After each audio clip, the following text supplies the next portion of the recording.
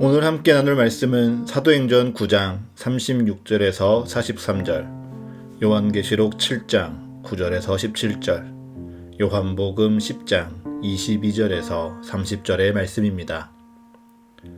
요빠에 다비다라 하는 여제자가 있으니 그 이름을 번역하면 도르가라. 선행과 구제하는 일이 심히 많더니 그때에 병들어 죽음에 시체를 씻어 다락에 누이니라. 룻다가 요빠에서 가까운지라. 제자들이 베드로가 거기 있음을 듣고 두 사람을 보내어 지체 말고 와달라고 간청하여 베드로가 일어나 그들과 함께 가서 이르매 그들이 데리고 다락방에 올라가니 모든 과부가 베드로 곁에 서서 울며 도르가가 그들과 함께 있을 때에 지은 속옷과 겉옷을 다 내보이거늘 베드로가 사람을 다 내보내고 무릎을 꿇고 기도하고 돌이켜 시체를 향하여 이르되 다비다야 일어나라 하니 그가 눈을 떠 베드로를 보고 일어나 앉는지라. 베드로가 손을 내밀어 일으키고 성도들과 과부들을 불러들여 그가 살아난 것을 보이니 온 요빠 사람이 알고 많은 사람이 주를 믿더라. 베드로가 요빠에 여러 날 있어 시몬이라 하는 무두장이의 집에서 머무니라. 이 일 후에 내가 보니 각 나라와 족속과 백성과 방언에서 아무도 능히 셀 수 없는 큰 무리가 나와 흰옷을 입고 손에 종려 가지를 들고 보좌 앞과 어린 양 앞에 서서 큰 소리로 외쳐 이르되 구원하심이 보좌에 앉으신 우리 하나님과 어린 양에게 있도다 하니 모든 천사가 보좌와 장로들과 내 생물의 주위에 서 있다가 보좌 앞에 엎드려 얼굴을 대고 하나님께 경배하여 이르되 아멘. 찬송과 영광과 지혜와 감사와 존귀와 권능과 힘이 우리 하나님께 세세토록 있을지어다. 아멘 하더라. 장로 중 하나가 응답하여 나에게 이르되 이 흰옷 입은 자들이 누구며 또 어디서 왔느냐. 내가 말하기를 내 주여 당신이 아시나이다 하니 그가 나에게 이르되 이는 큰 환난에서 나오는 자들인데 어린 양의 피에 그 옷을 씻어 희게 하였느니라. 그러므로 그들이 하나님의 보좌 앞에 있고 또 그의 성전에서 밤낮 하나님을 섬김에 보좌에 앉으신 이가 그들 위에 장막을 치시리니 그들이 다시는 줄이지도 아니하며 목마르지도 아니하고 해나 아무 뜨거운 기운에 상하지도 아니하리니 이는 보좌 가운데에 계신 어린 양이 그들의 목자가 되사 생명수 샘으로 인도하시고 하나님께서 그들의 눈에서 모든 눈물을 씻어 주실 것임이라. 예루살렘의 수전절이 이르니 때는 겨울이라. 예수께서 성전한 솔로몬 행각에서 거니시니 유대인들이 에워싸고 이르되 당신이 언제까지나 우리 마음을 의혹하게 하려 하나이까. 그리스도이면 밝히 말씀하소서 하니 예수께서 대답하시되 내가 너희에게 말하였으되 믿지 아니하는도다. 내가 내 아버지의 이름으로 행하는 일들이 나를 증거하는 것이거늘 너희가 내 양이 아니므로 믿지 아니하는도다. 내 양은 내 음성을 들으며 나는 그들을 알며 그들은 나를 따르느니라. 내가 그들에게 영생을 주노니 영원히 멸망하지 아니할 것이요 또 그들을 내 손에서 빼앗을 자가 없느니라. 그들을 주신 내 아버지는 만물보다 크심에 아무도 아버지 손에서 빼앗을 수 없느니라. 나와 아버지는 하나이니라 하신대. 아멘. 부활하신 예수님께서 우리에게 보이신 새 생명의 진리가 우리 삶의 기준이 되어가는 부활절 넷째 주간입니다. 오늘은 예배 전에 가슴에 손을 얹고 스스로에게 물어봅시다. 나는 예수 그리스도의 어린 양입니까? 나는 예수 그리스도의 어린 양으로 주의 길을 따르고 있습니까? 이 질문을 기억하며 오늘 각자에게 주시는 주님의 음성을 듣고 다시금 주님의 뜻을 결단하는 예배 되시기를 축복합니다. 오늘의 예배에는 지난 예배들과는 다르게 조금 특별히 준비한 것이 있습니다. 바로 중앙에 켜져 있는 9개의 초가 보이실 텐데요. 이 9개의 초는 수전절을 기념하는 이스라엘 백성들의 전통입니다. 사실 수전절은 하나님이 정하신 3대 절기는 아닙니다. 이스라엘의 3대 절기는 출애굽기 23장과 레위기 23장에 기록되어져 있습니다. 무교절이라고도 불리는 유월절, 맥추절이라고 불리는 칠칠절, 그리고 수장절이라고도 불리는 초막절이 바로 이스라엘의 3대 절기입니다. 그런데 이 3대 절기가 아닌 수전절이라는 날, 예수님께서는 예루살렘에 가셨습니다. 또한 수전절에 성전에 모여든 유대인들이 있습니다. 성경에 기록된 이 수전절, 과연 어떠한 절기일까요? 여기에는 이스라엘 백성들의 역사적인 사건이 관련되어 있습니다. 우리가 아는 것처럼 이스라엘 민족은 북이스라엘과 남유다로 갈라진 후 아수르와 바벨론의 차례대로 멸망당합니다. 이후 이스라엘 땅은 메대와 바사, 헬라 제국과 로마 제국에 이르기까지 강대국의 연이은 지배를 받게 되죠. 그러던 중 주전 175년부터 163년까지 안티오쿠스 4세의 통치 기간에 이스라엘 땅에 큰 문제가 생깁니다. 안티오쿠스 4세는 주전 167년 성전에서 매일 드리는 상번제를 폐지해버립니다. 또한 성전의 제단에 제우스 신상을 세우고요, 할례와 안식일을 금지합니다. 심지어 매월 25일마다 율법에 먹는 것을 금지한 돼지를 제단에 바치도록 하고 스스로 신이 현현했다라고 말하며 자신을 신의 위치에 올려놓습니다. 이처럼 성전과 하나님을 향한 모독은 경건한 유대인들을 분노하게 했고 그들의 힘을 결집하여 독립투쟁으로 이어지는 도화선이 되었습니다. 주전 167년 제사장 마따디아와 5 아들이 이를 이끌며 반란을 일으켰고 3년간의 전쟁 끝에 성전을 탈환하게 됩니다. 이를 이 반란의 가장 주동적인 세력이었던 마따디아의 셋째 아들의 이름을 따 마카비 혁명이라고 부르게 됩니다. 성전을 탈환한 후 그들은 이방신과 제물로 더럽혀진 제단을 다시 세웠습니다. 신실한 제사장들을 세워서 성전을 정결케 했고요. 우상의 제단을 헐어버리고 새로운 제단을 만들어서 봉헌했습니다. 이때 이스라엘 백성들은 신기한 경험을 하게 됩니다. 출애굽기 말씀 가운데 성전 내에 항상 켜두어야 될 이 촛대에 기름이 얼마 남지 않은 상황 가운데에서 8일 동안 이 등불이 꺼지지 않는 기적이 일어난 것입니다.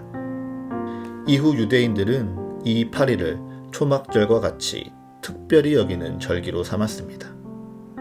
성전이 정결해진 후 비로소 하나님께 다시 예배를 드릴 수 있게 하심에 감사하면서 9개 초의 한우카를 하루하루 켜가며 총 8일간 빛의 절기이자 수전절로서 함께 모여서 예배한 것입니다.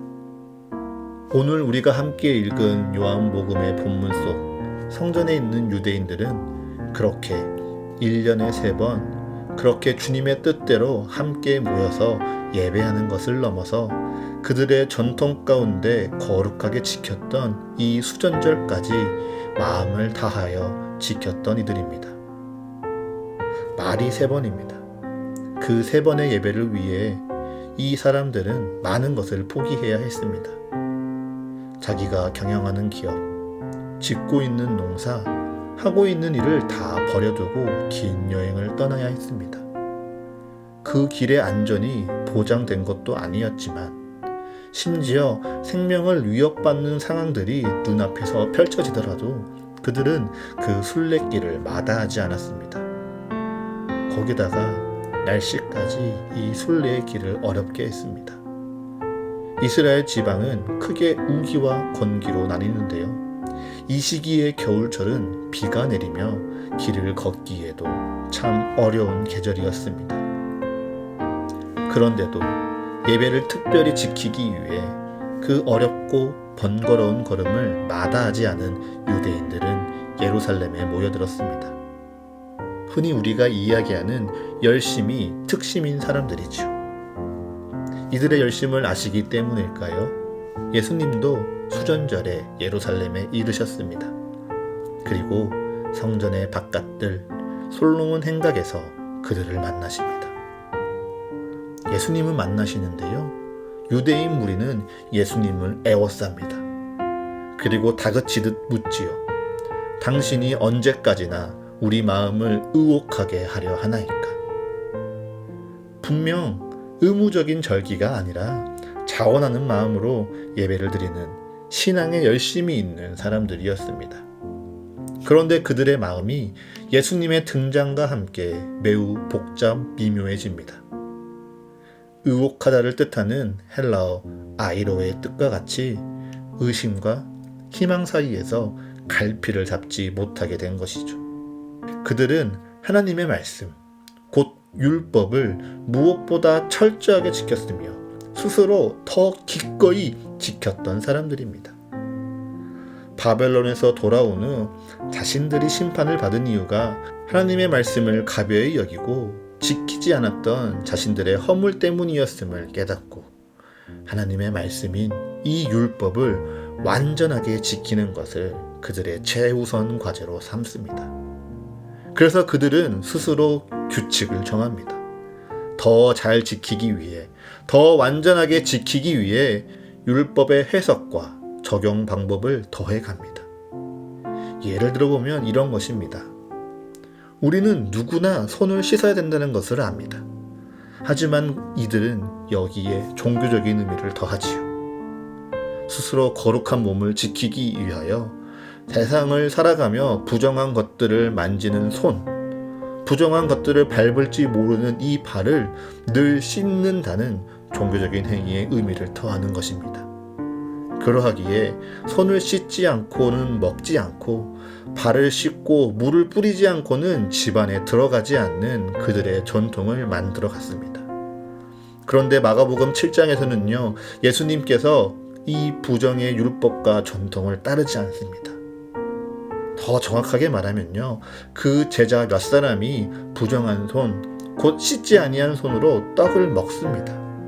이것을 보고 바리새인들과 서기관들이 예수께 묻습니다. 어찌하여 당신의 제자들은 장로들의 전통을 준행하지 아니하고 부정한 손으로 떡을 먹습니까?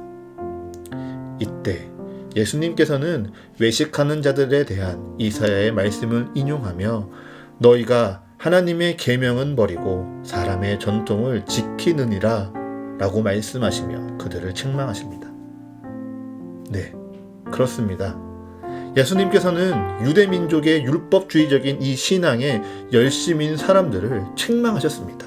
정결함과 부정함의 기준, 헌금, 기도, 안식일과 같은 예배의 태도, 그리고 이방인을 대하는 그 모든 삶의 자세에 이르기까지 그들이 율법 가운데 중요하게 여기고 지키려 했던 모든 것을 비판하셨습니다.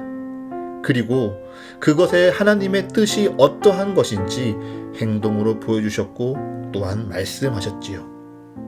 이에 그들은 혼란스러웠습니다. 지금껏 내가 행해온 나의 믿음의 길, 우리의 방법이 예수님께 옳다고 인정받고 싶습니다. 그 마음으로 다시 이야기합니다. 만약 당신이 그리스도이면 밝히 말씀하소서. 그들에게 예수님께서 말씀하십니다. 요한복음 10장 25절과 26절입니다. 예수께서 대답하시되 내가 너희에게 말하였으되 믿지 아니하는도다.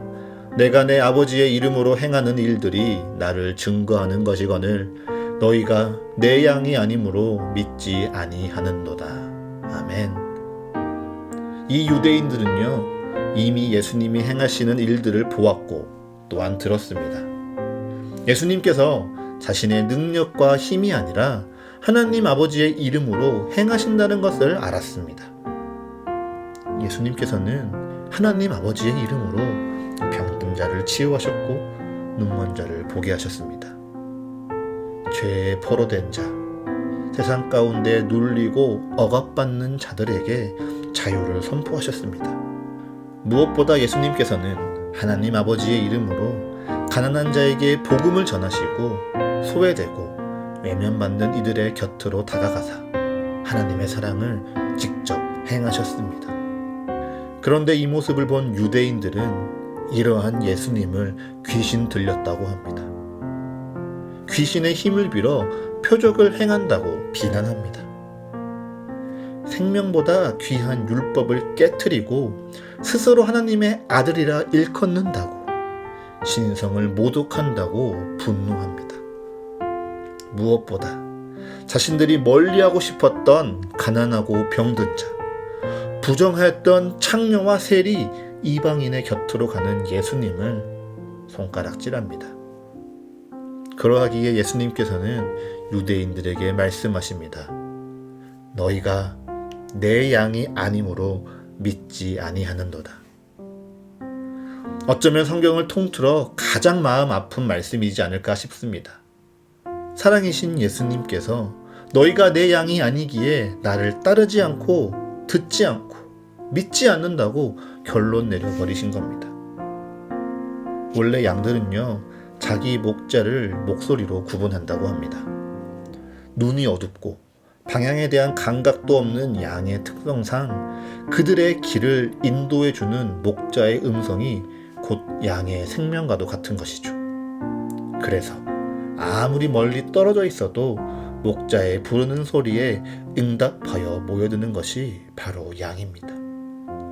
그런데 예수님께서는요, 하나님께 대한 믿음의 열심이 특심이라고 생각했던 이 유대인들이 내 양이 아니라고 말씀하십니다. 유월절, 칠칠절, 초막절을 다 지키면서도 수전절까지 지키려고 비가 와서 질척거리는 이 땅, 이 추운 날씨를 이기고 모여온 이 유대인들이 예수 그리스도의 어린 양이 아니라고 말씀하십니다. 율법을 생명처럼 지키고 율법을 삶과 직결시키며 수많은 전통과 습관으로 살아온 이들에게 너희의 믿음은 하나님이 기뻐 받으시는 믿음이 아니라고 말씀하십니다. 그렇다면 누가 예수 그리스도의 어린 양입니까? 예수 그리스도께서 찾으시는 그 어린 양. 각자의 삶에서 진정 하나님을 사랑하며 믿음대로 살아가는 삶의 모습이 바로 오늘 사도행전 9장에 기록되어져 있습니다. 사도행전 9장 36절입니다. 욥바에 다비다라 하는 여제자가 있으니 그 이름을 번역하면 도르가라. 선행과 구제하는 일이 심히 많더니. 아멘. 성경은요, 다비다에게 여제자라는 호칭을 사용합니다. 가룟 유다의 자리를 보충하려 할 때 사도행전 2장에선 이런 조건을 달았죠. 요한의 세례로부터 우리 가운데에서 올려져 가신 날까지 주 예수께서 우리 가운데 출입하실 때에 항상 우리와 함께 다니던 사람 중에 하나를 세워 우리와 더불어 예수께서 부활하심을 증언할 사람을 찾았습니다. 그저 능력 있는 사람을 찾은 게 아닙니다. 언변이 좋고 친화력이 있는 사람, 부유해서 그들의 사역을 지원할 수 있는 사람이 제자의 조건이 되지 않았습니다. 앞으로 그들의 삶을 통하여 예수께서 부활하심을, 그리스도를 증언할 사람을 세운 것이지요. 그런 말씀을 아는 이들이 성경에 다비다를 여제자라고 기록합니다. 그녀의 삶이 바로 예수께서 부활하심을 증언하는 삶이었다는 것이죠. 맞습니다. 다비다의 삶은 예수 그리스도께서 보이신 삶을 따르는 삶이었습니다. 예수님의 뜻을 온전히 순종하며 본인의 삶을 주께 드림으로 자신의 삶의 자리에서 심히 많은 선행과 구제를 실천하여 그녀는 여제자라고 불리우게 된 것입니다. 그래서 성경에서 기록하는 다비다가 행한 선행과 구제가 무엇입니까? 자신의 재산을 사회에 환원했습니까? 복음을 모르는 이방인들을 위하여 전생을 헌신했습니까? 아쉽게도 성경엔 분명하게 다비다의 선행과 구제를 기록하지는 않습니다. 다만 이어지는 말씀 속에 추측해 볼 수는 있지요. 베드로가 룻다에서 욥바로 내려가 다비다의 집에 도착했을 때 과부들이 그들 곁에 서서 울며 간청합니다. 도르가가 함께 살아있을 때 지은 속옷과 겉옷을 내보이며 도와달라고 간구합니다. 누가 나의 마지막을 위해 울어줍니까? 나의 가족입니다. 또한 나의 가족과 같이 내가 생전에 마음과 뜻과 힘과 정성을 다하여 사랑하고 돌본 이들이 나의 마지막을 위해 울어주는 것이죠. 그렇기에 다비다에게 가족은 욥바의 모든 과부들이었습니다. 남성이 아니기에 상속도 받지 못하고 그 어떤 권리도 주장하지 못하는 과부들을 다비다는 돌보았습니다. 가장이 아니기에 그 어디에서도 존중받지 못하고 의지할 곳 없어 하루하루가 막막한 그녀들과 다비다는 함께 살아갔습니다. 이들을 다비다는 정성을 다해 돌보며 과부들에게 입힐 속옷과 겉옷을 꿰매고 직접 만들어 입혔습니다. 마치 연약함이 드러나고 부끄러워하는 아담과 하와에게 가죽옷을 입혀 그들의 수치를 가리우셨던 하나님의 사랑처럼 말이죠. 다비다의 손길은 하나님과 같이 따뜻하게 과부들의 슬픔뿐인 삶을 위로했습니다. 그리고 성경은 베드로를 통하여 다비다는 다시 상, 곧 부활의 새 생명을 이 땅 가운데 경험하며 그 소식이 전해지는 모든 땅과 모든 교회에 예수 그리스도를 믿으며 복음을 따르는 삶의 은혜가 무엇인지 증언하도록 축복합니다. 하나님께서는 다비다를 살리기 위해 순종하여 달려간 베드로를 통해 하나님의 나라를 전파하십니다. 무엇보다 자신의 삶에 맡겨진 순간들 속에 오직 예수 그리스도를 따라 살기를 힘쓰며 사명을 다한 다비다를 통해 이 땅에 교회를 세우고 하나님의 나라를 전파하십니다. 말씀을 정리해 봅시다. 율법을 지키며 나의 믿음을 드러내려 했던 수련절의 유대인들은 주의 양이 되지 못했습니다. 오히려 믿음 가운데 나와 너의 삶을 지키려고 했던 다비다가 주의 어린 양이라 불리우며 주께서 주시는 영생의 축복을 경험하지요.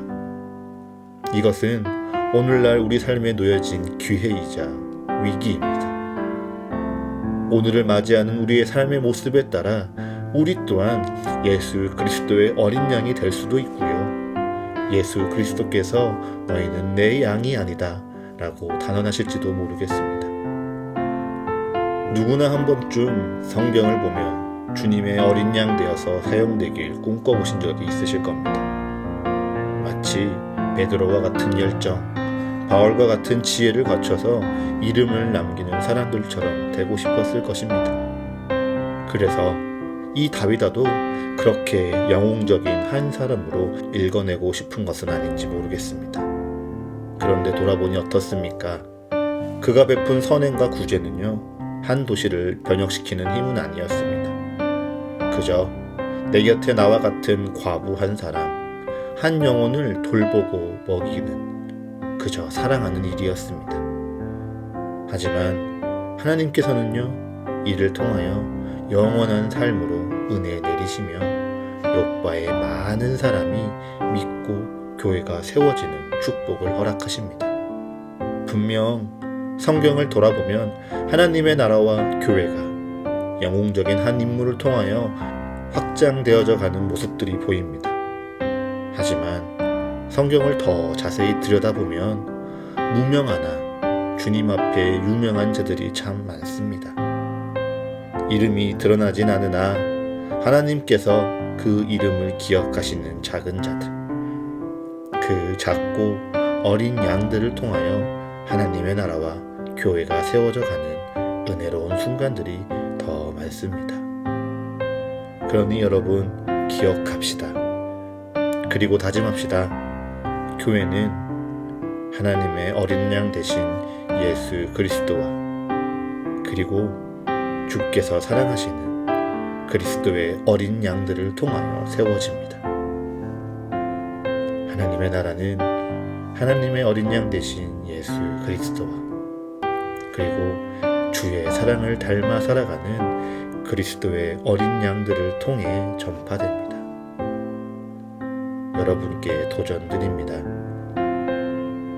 여러분이 지켜온 경건의 생활, 예배를 사모하는 마음, 배우고자 했던 열정, 하나님을 사모하는 지식, 이 모든 여러분의 신앙을 율법적으로 지키지 마십시오.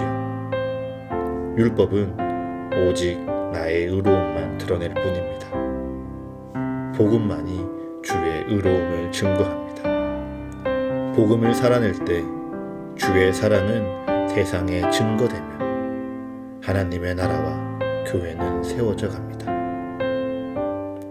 여러분의 삶의 자리에서 어린 양이 되시기를 축복합니다.